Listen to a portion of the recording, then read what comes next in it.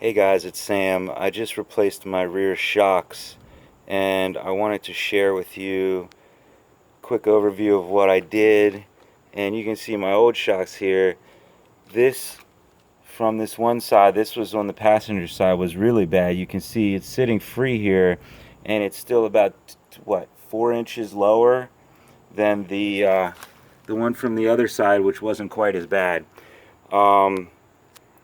When you get your new shocks, they're going to be about the length of this one here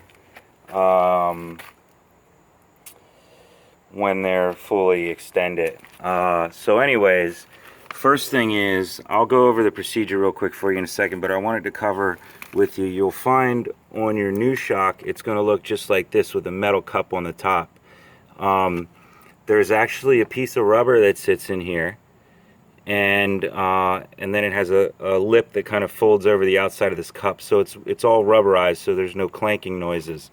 You need to take that piece off your old shock and put it on the new shock, so that's why these don't have it on there, and it just slides right off. You flip the lip up, put a little flathead screwdriver and wiggle it off, and it'll come right out. So the way you do this job is you step one is you got to pull your trunk apart to get to the top of the shock. So I've got one side still apart. You can see there's the top of the shock, and the way you get this thing apart is on both sides it's the same. There's one piece here for cargo net, one piece there for cargo net, and two of these little pull out stick in catches. There's one up here, way up here, you'll see them, it's two right on both sides, and then this piece here, I've got a screwdriver on it so it doesn't fall. This plastic piece, you can just leave it and the cloth comes off. I've also found the easiest way to do this, some people leave this back liner in, but I did not. Just take it out, and then you unbolt the top of the shock there. If it spins, you can put some vice grips on it to hold it while you get the nut off with a wrench. Then you do the bottom of the shock, and let me get you a shot of that. It's right next to the airbag there on the right. You can see the bottom of the new shock. And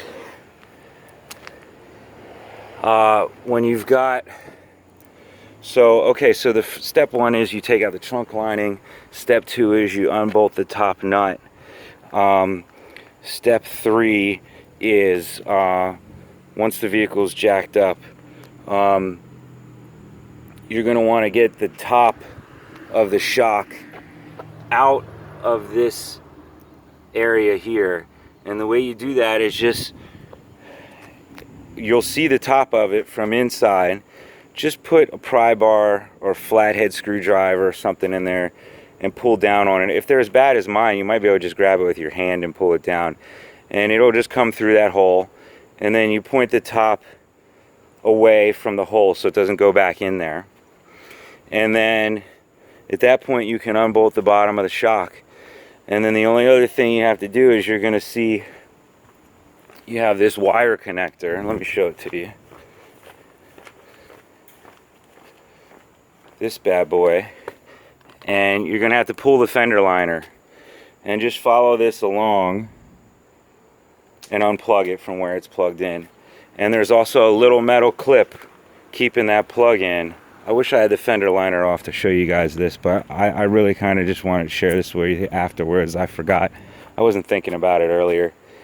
Anyways, yeah, so there's when you take out that clip, when you take out that plug, there's a little metal clip that slides in there. Just put a little screwdriver and it pops right out. and then there's nothing else holding those holding that connector in. You just pull straight out and it'll come out. It might try to wiggle it a little, it might feel like it's fighting you. It's next to another plug. Both plugs come out together, and then they separate once you have them out.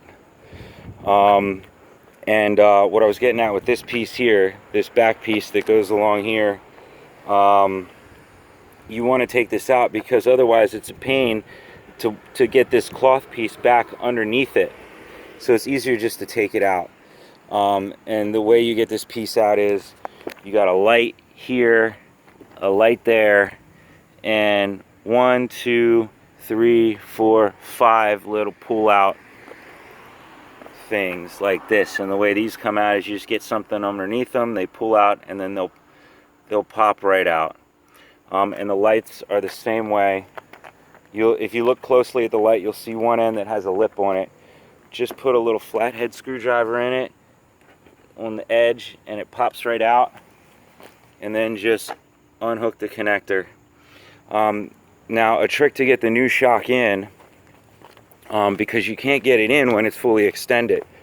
So what you do is you've got your new shock. Now I'm going to use my old one here that's messed up because it's easy to compress. This thing's such a mess. You can see I'm just pushing it with one hand. It's going right down. But anyways, you compress it all the way down. And what I did is I started off, let's see if I still have this wire here. That's buried. Well, anyways, I got a little wire and I tied it around here, around this here, okay? And then when you've got the shock fully compressed, while you've got pressure on it, wrap it around this top part, and tie a knot or something. Wrap it right around here, I'm sorry, between this metal cup and the top, and just tie a knot or something, and that'll keep it compressed. And then you can get it back in that hole. And once you've got it in that hole,